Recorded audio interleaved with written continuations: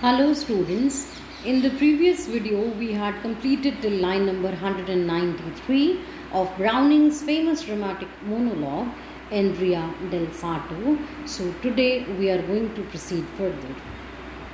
To Raphael's, and indeed the arm is wrong. See, in the previous stanza, Andrea had imagined a situation in which two great painters, two great Renaissance painters, Michelangelo and Raphael, were talking to one another.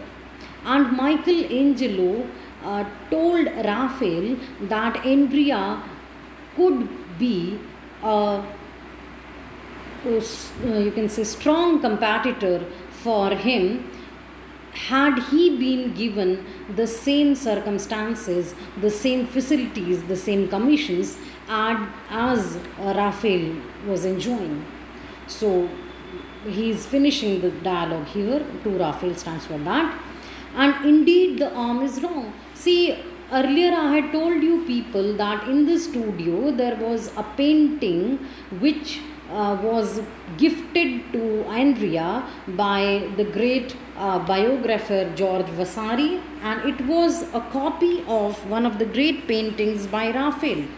But whenever Andrea looked at that painting, he could notice that the arm in that painting was not correct. He felt like so. So again his focus shifts to that painting and he again says, indeed the arm is wrong. I hardly dare, yet only you to see. He is talking to none other than Lucrezia. So he says, see, I am telling you this thing, I'm having this confidence to tell you because I want you to see to it. Give the chalk here, quick. Thus the line should go. He asks Lucrezia to pass on the chalk to him so that he may correct the drawing, and he tells her that the arm should go like this, it should be drawn like this. Aye, but the soul. But again, just then he realizes that he can correct the painting, but he is lacking in that divine inspiration, in that soul, which is necessary for creating such a great painting. He is Raphael. He says, I can correct the painting, but it had been drawn by Raphael. So these three words, he is Raphael. It is self-explanatory that how great an artist, how you can say, how great an artist, not only that, how you can say how famous an artist was Raphael. Rub it out. So he says, I'm not going to correct it, I'm just going to rub what I did to that painting. Still, all I care for, if he spoke the truth. Again, he starts commenting about the imaginary conversation that took place between Angelo and Raphael. He says, still, all I care for, if he spoke the truth. Even if Michelangelo would have spoken the truth had this conversation actually taken place, and if he would have spoken the truth, still all I care, he says, I still don't care about it. What he just then, as he was saying so, there was blank expression on the face of Lucrezia. So Andrea says, what he? Are you guessing about whom am I talking? He says, why, who but Michelangelo? See, I am talking about Michelangelo. Do you forget already words like those?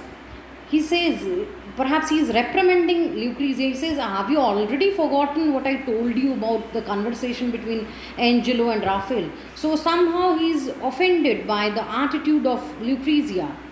If really there was such a chance so lost, is whether you are not grateful but more pleased.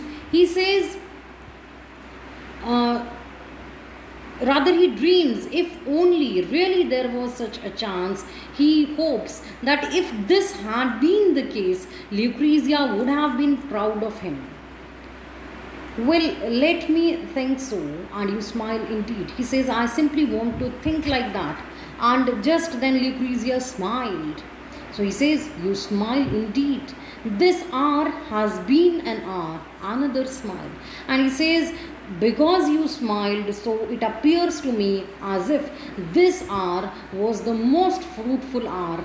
And again, Lucrezia smiled. So you can very well see that all through this stanza, he is wavering in his stand, and this wavering is being continued since the past two stanzas. He is not taking, you can say, a strong stand. Neither he can just blame Lucrezia, nor he is able to praise her fully. But eventually, towards the end of the stanza, we come to know that it is the smile of Lucrezia that mattered a lot to him. Let's proceed further. If you would sit thus by me every night, I should work better. Do you comprehend? He says, if Lucrezia continue to sit by his side every night, surely, definitely, he will be able to work better. And he asks even and inquires this thing from her. I mean that I should earn more, give you more. See, he is tempting her. He knows very well that money matters a lot for Lucrezia, and she is with you can say Andrea, just because he is earning. So he tries to lure her by saying that if you will be with me, if you will sit by my side, definitely I'll work better, and when I'll work better, surely my paintings will earn much more, and that more amount will be given to you by me. See, it is settled dusk now. There is a star. And just as he is saying all these things, twilight has approached. And he says, it is settled dusk now. It's the time of dusk now. There is a star, and there is a star in the sky. Morello's gone, the watch lights show the wall, the Q owls speak the name we call them by. He says there is a star in the sky, and the owls are hooting, and the paintings which were up till now visible, they are all gone now. They have been covered by the darkness, and the watch lights are on the wall, being reflected on the wall from the palace, which is just opposite to his studio. The watch lights are being the reflection of the watch lights is falling on his studio also.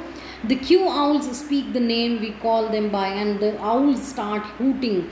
The owls are Q owls, and he says Q owls are hooting, and the sound that they are producing is Q.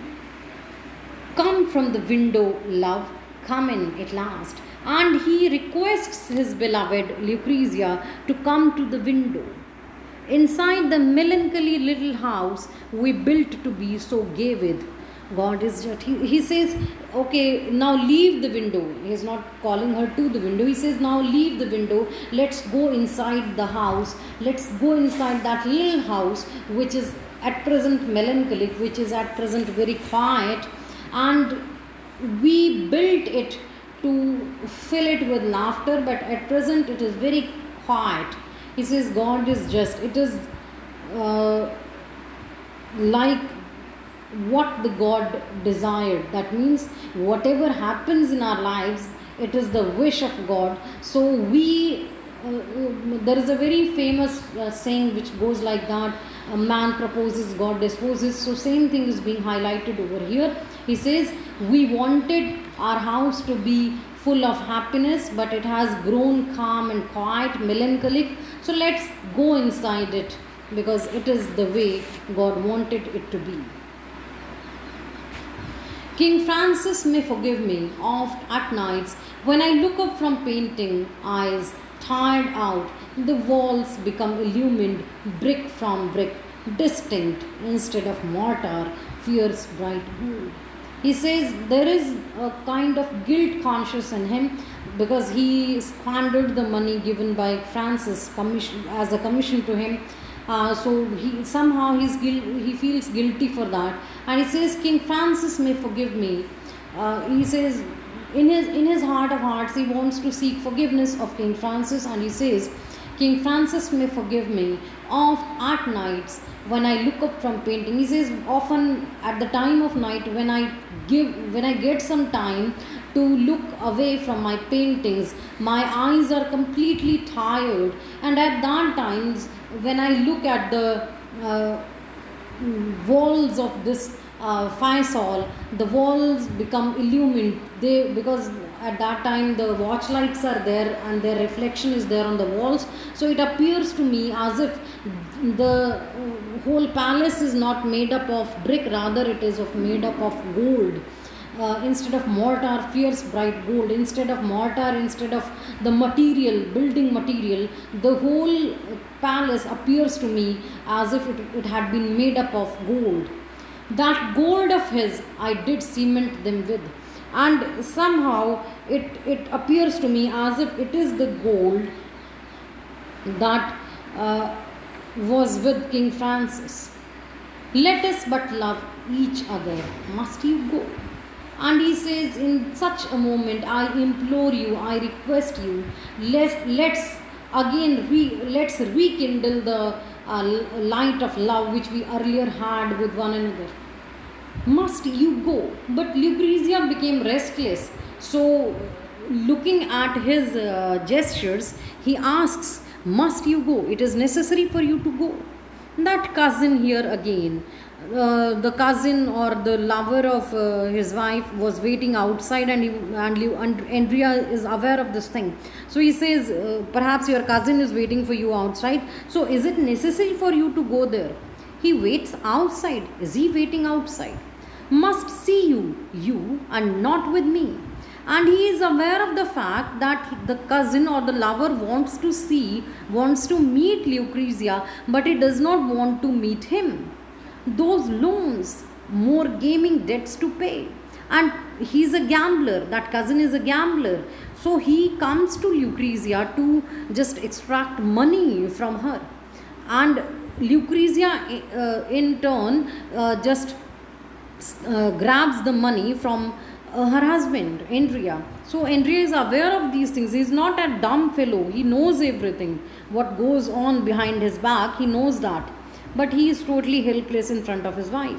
So he says, perhaps your cousin is there, and is he waiting outside for you? And does he want to see you not with me?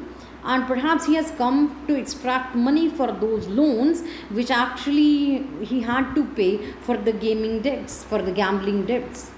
You smiled for that, and you're smiling, Lucrezia. See, perhaps Lucrezia is smiling out of guilt. So he says, you are smiling for that. He's asking her.